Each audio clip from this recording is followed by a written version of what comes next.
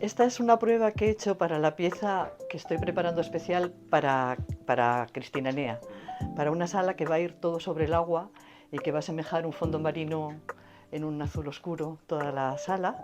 Y entonces he utilizado palmito, que es una planta que me gusta mucho, blanqueado y que puedo recortar y darle las formas que quiera, y entonces le he dado la forma de gotas de agua.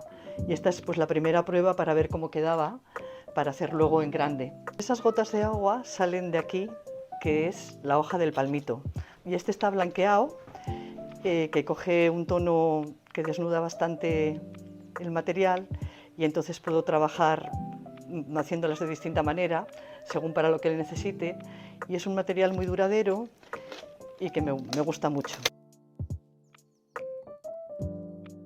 Se hacen así, así, las voy cortando así, ¿se ve?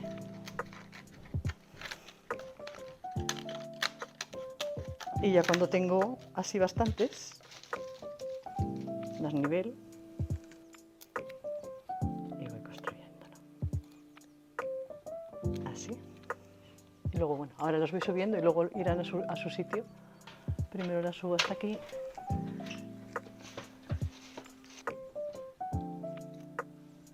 Y luego ya las voy colocando en su sitio.